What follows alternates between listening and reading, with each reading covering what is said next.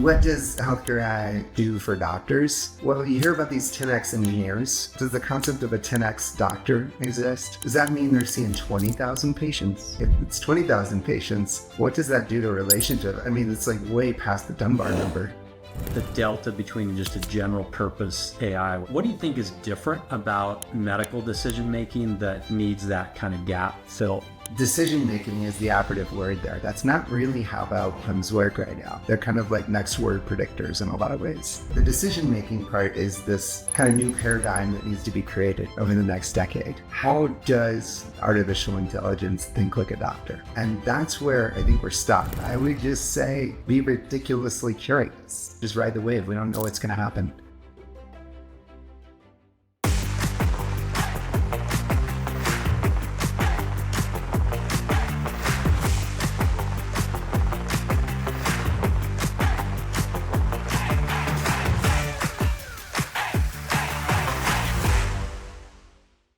Welcome back to another episode of Relocalizing Health, where we're exploring how we transform our healthcare system, to one that taps the best of what's possible with modern approaches and technology, while recognizing that far too often we forget that health starts at home with mom and dad and then ripples out from there. With that, I'm going to introduce our guest. He's a real digital health pioneer. He's a physician, but he's also got a public health background, and he's been thinking about healthcare transformation since coming out of residency. And to my knowledge, the first iPhone-enabled doc doing house calls, and I think I read about him in Fast Company or somewhere like that. And then later on founded Sherpa, that's now part of Crossover Health, real pioneer in virtual primary care.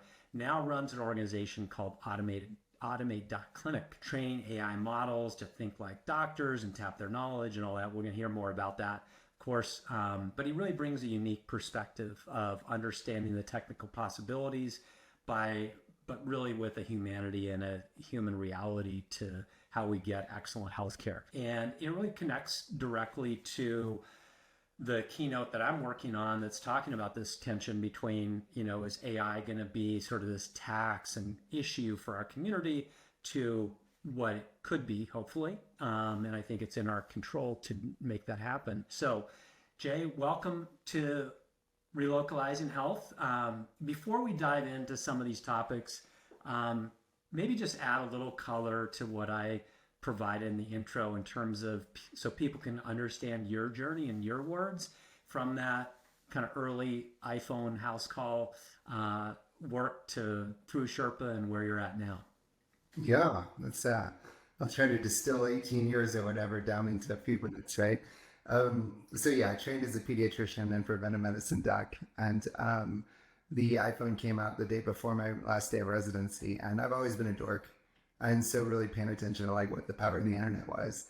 Flickr was kind of my introduction to that, that whole world. And I started a house call practice in Williamsburg, Brooklyn that was powered by my iPhone.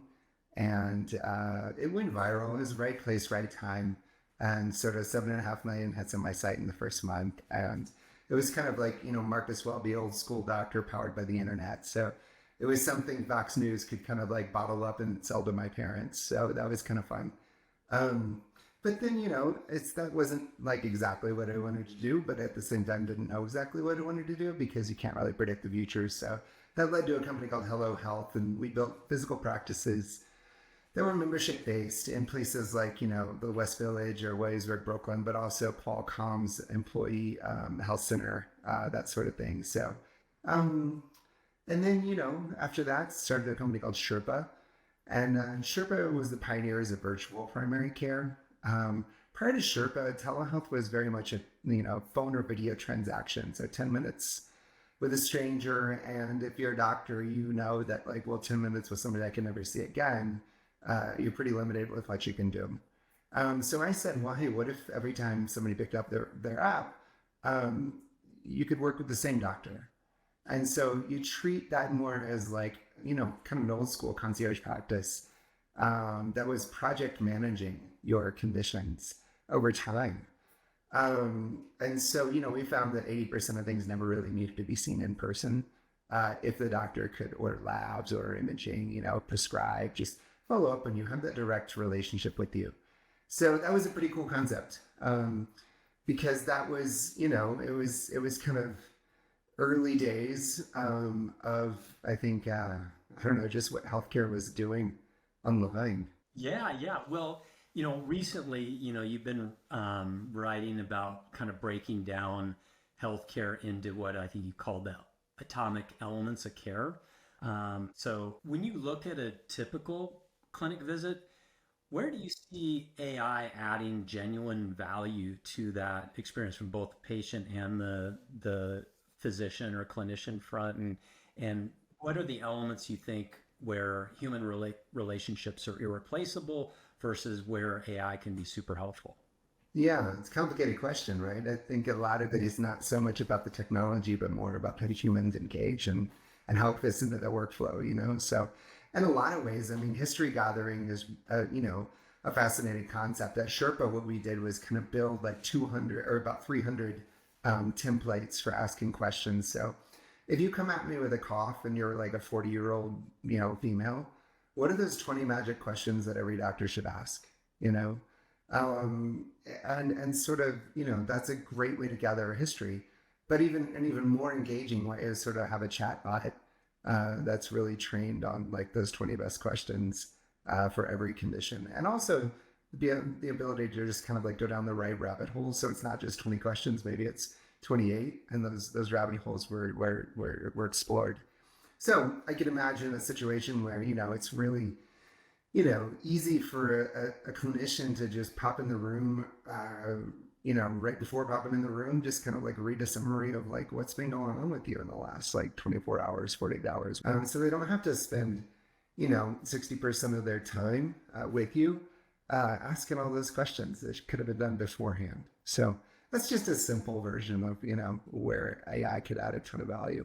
As I even going back to the Sherpa days, I thought about, there's obviously every person in a physician's panel or in, any organization or grouping of people, they don't have the same need, right? A polychronic senior is quite different than, a young, healthy person.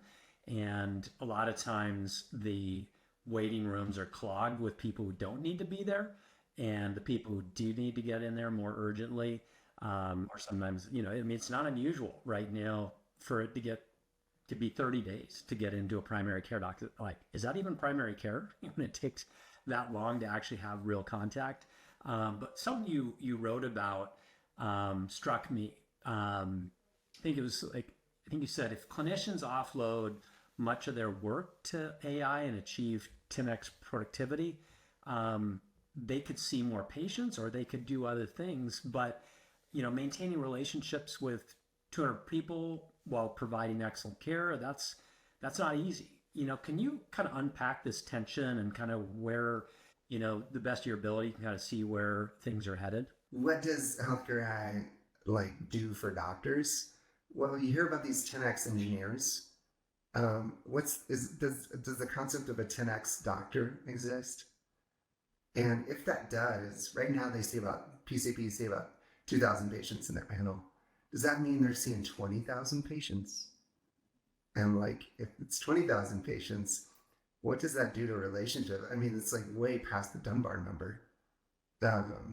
And so, what can you do whenever the relationship is taken away and it's all about just efficiency going forward? It doesn't seem like a world that patients nor doctors want.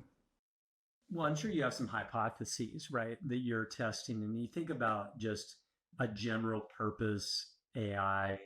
Periodically, I think I just saw some headline about Microsoft was claiming their tool was 4 times as effective as, some particular scenario. Good for headlines, but I don't, for all the reasons you're talking about, I don't think that's going to be just like suddenly, oh, okay, that's great. So as you sort of think about the the delta between just a general purpose AI, whether it's Claude or Chat GPT, what do you think is different about medical decision making that needs that kind of gap filled? Yeah, I mean, I think decision making is the operative word there. That's not really how outcomes work right now. They're kind of like next word predictors in a lot of ways. Yeah. And so the decision making part is this kind of new paradigm that needs to be created over the next decade to figure out, well, like, how does artificial intelligence think like a doctor? You know, and that's where I think we're stuck. So I think there's going to be a lot of engineering approaches over the next, few years to basically, kind of race to hit that wall where like you're kind of exhausting all these engineering approaches. The world's data in many ways has been exhausted, you know. So a lot of these companies are kind of hitting walls in terms of their accuracy. They still work like magic though, but at the same time, whenever you see these things sort of struggle with the medical edge case and make things up, is that ever going to stop? Seems like an engineering problem rather than like a human problem at this point. So yeah, I don't know. It's such an interesting time to be alive and be a part of this industry because there's so many unknowns. Yeah.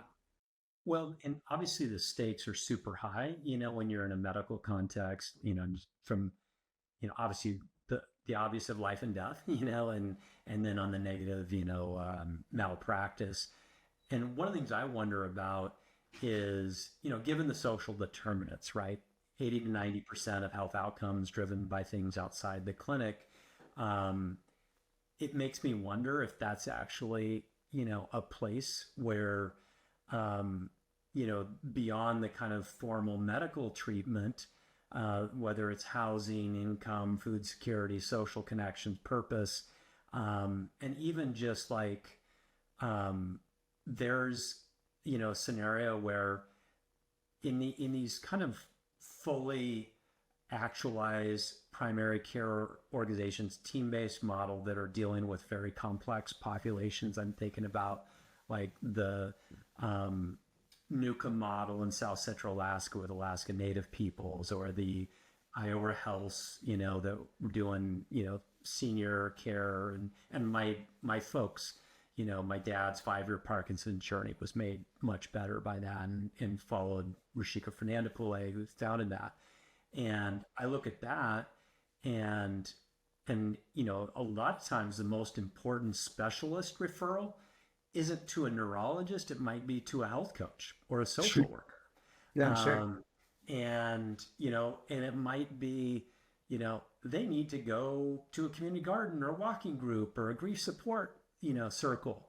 And, as you think about that, what do you think it would look like for an AI to become more sophisticated at identifying these kind of social prescriptions, which are frankly pretty low risk, because it's, whatever, socializing versus isolation. Like, I don't think anybody's going to get sued for encouraging the people be more social, rather than just medical ones. Have you thought at all about that part Uh, of it?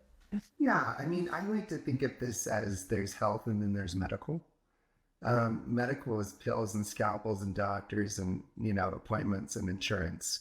Health is just like everyday habits, and routines, relationships, the food you eat, that type of thing. And so I find that fascinating because health has always been such a more engaging thing. And it's not patriarchal.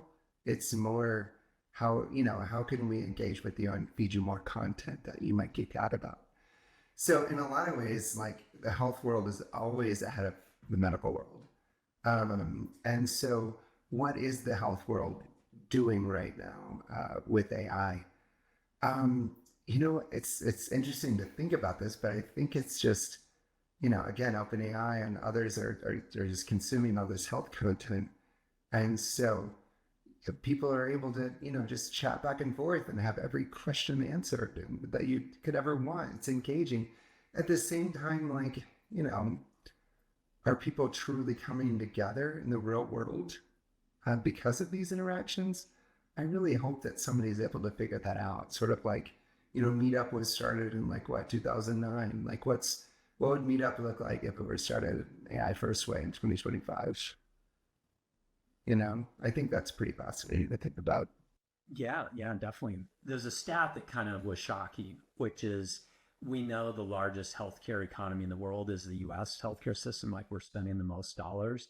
And after that is Germany, but way after it.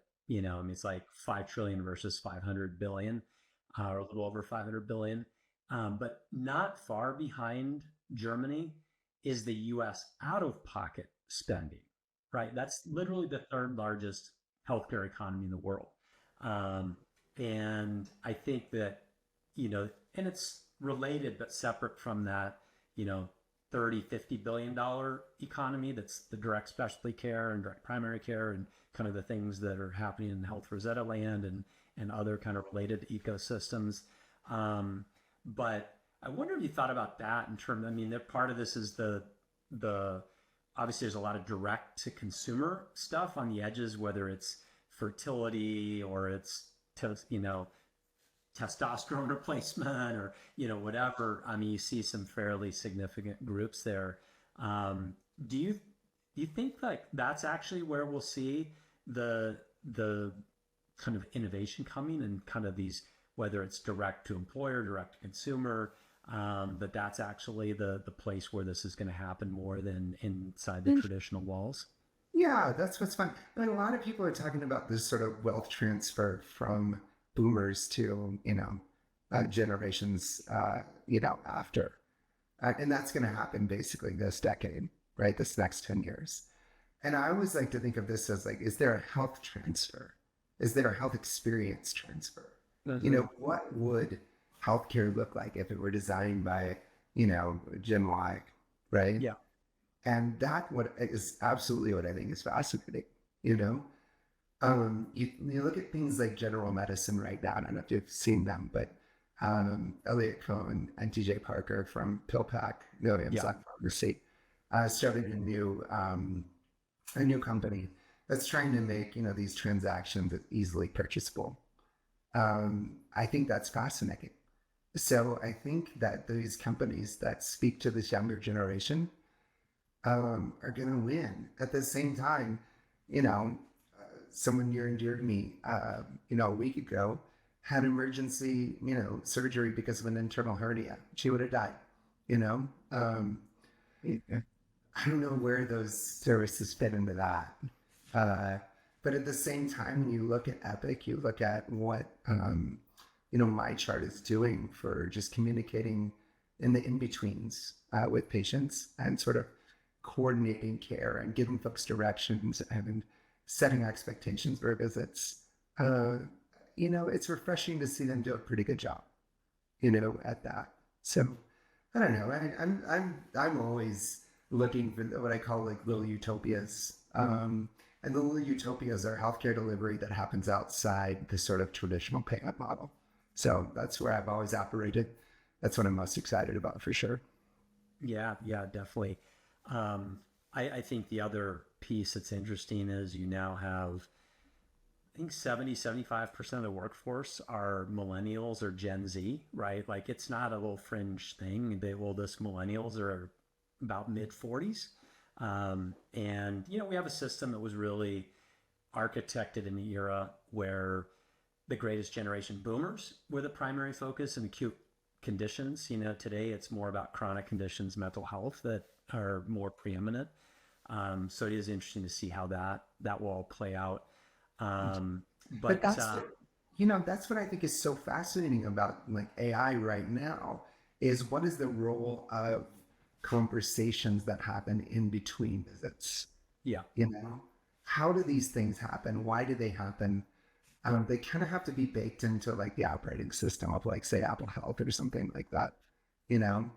But I could see that being massive, like an AI just kind of like pinging you proactively on a regular basis, just to say, "Hey, how's your day going? What's going on? What's going on with your health? What's going on with this specific condition?" And then identifying red flags, alerting your providers that kind of care for you. That like, hey, something's weird, something's off with this person. You know, that's where AI is going to be just perfect. And I always like to think of a healthcare journey is like kind of a novel, And that visit with the doctor is a paragraph within a chapter of that novel, but there's a whole novel being written. Um, and so, how does AI fill the rest of the pages of that novel? Yeah, yeah. No, I think that's right on. And one of the stats I was sharing recently was that the average patient spends 16 times more time watching pharmaceutical ads than they spend with their doctor every year. That's a big part of the in between time. You said it And at the stats, man. yeah, yeah. Yeah, in high school, that was my nickname was Stats. I have Yeah. random that's stuck in my brain. Uh, but the other thing that I think is interesting, there's a company that we've done some work with called Converging Health, and they, if you look at, there's kind of broadly three buckets of um, patients that they've identified. There's like low risk. There's really nothing going on. Just keep up with basic screenings and preventive care. Da da da. And then there's the ones who are in the mix, big spenders, frequent travelers, in the system and complex care, all that. Like they get appropriately a lot of attention. What they've done through their analytics and whatnot is there's this in between bucket that are rising risk. They will move into that high cost bucket, and through their data, they can identify like 70% of those who will become the high risk. And I would think that they would be able to be that much more effective if there's more of that in between Yeah. communication, right? The stuff that, sometimes, just as a doc's leaving the room, they're like, oh, one more thing, and I mean, even back early days, right? When PCs were coming into the mix, way back when I was at Microsoft starting their healthcare deal, one of the things I remember was it was a kind of an early Yeah. innovator in the EHR space. And they said, you know what? When people fill in the intake um, Yeah. in a computer, these kind of the early tablet computers, they're actually more candid than when they're actually talking to a doc Yeah. live, 100%. and Yeah. which is pretty interesting too. And again, all those things, right? You can imagine how much more helpful AI could be in interpreting that, and then surfacing. Okay, what's at a certain point, it's not just about knowing that. What are you going to do with it? Yeah. So Sherpa was like 95% asynchronous messaging between yeah, our doctors and patients. And every single doctor was like, my history is 10 times better in this format than it is in normal conversation. So yeah, yeah, people do absolutely talk and more openly when they don't have to look some kind of most of the time a stranger in their eyes. But something you said that I think is interesting. There was an HBR article a few years ago put out by the folks at Kaiser. And it was just called Managing the Most, I think, Expensive Patients or the Most Complex Patients. And basically, they talked about that same thing. There's the 5% of people that are responsible for 50% of care, right? And they found that there's three personas within that 5%. The one that's like, it's a car accident, they need surgery, what can you do, right? The other one is they're going to die within a few months, what can you do? But then like the third component, and it's about a third, the third component is like that person with diabetes who's not super savvy, uh, and can you help them? And they basically said, okay, that 5%, there's only a third that you can actually target, and it's that group, you know. And so it's really interesting to me because they put all this effort into that basically what 1.8% of people, and found that there wasn't really an ROI, you know. And what I think is so interesting about that is if you flip that around and you say, well, if 5% of people are responsible for 50% of care, 95% of people are responsible for 50% of care. And the 95% need really basic stuff, and that's just good primary care. And so if you actually impact 20% of that spend, you have much more of an impact focusing on just the basic stuff than you do focusing on that third of the 5% that you're like yeah. may or may not get, sort of an ROI on. So I think that's fascinating. Again, that's kind of like why, I'm super excited about like all these new services that are coming in, sort of Sherpa-like in a lot of ways, because it's really focusing on that 95% that need just basic good access. Yeah, yeah, no, great. I mean, as a clinician yourself, what would be your advice to various clinicians, whether it's physicians, nurse practitioners, PTs, whatever, on navigating this transformation? Like, what would your advice be to them in terms of how do they prepare for it? What should they be following? While preserving what drew them into the field that, they chose. Yeah, that's a hard one. One of the, gosh, one of the, of course, find the sort of, folks online that are deep in the space and follow them. But at the same time, like I would recommend, and it's easy for me to say this, uh, taking a risk, taking a hit, and joining, this new wave, this new future. It's just so easy to just kind of take the job at the hospital or the clinic in your neighborhood. It's what we know, it's what we do. But at the same time, you know, if you can just convince yourself to kind of go against that sort of creativity that was being beaten out of you in med school to become like part of the future, um, and also like build those practices, you know, trying to figure out like, I think what's so interesting about these new services, if you start a primary care practice here in Boulder, for example, like it's going to be full really soon. You just hang out a shingle, take some insurance. If you start a, really cutting edge online practice, like nobody knows you exist. And so it's just really hard to, nobody's really cracked that about how to acquire patients if you're not sitting in someone's neighborhood, So that's this big and important problem to try to solve. And so I would just put a lot of a lot of your like efforts into working for companies that are trying to solve that problem too. Maybe just last question, for regular folks, if you were going to leave, have people leave with this conversation with one insight about AI's role in healthcare transformation, you just had to pick one thing. What do you think it should be? Like, oh man, that's a great question. I, I, I, I, I don't know. I would just say be ridiculously curious. Like literally nobody knows what's going to happen here.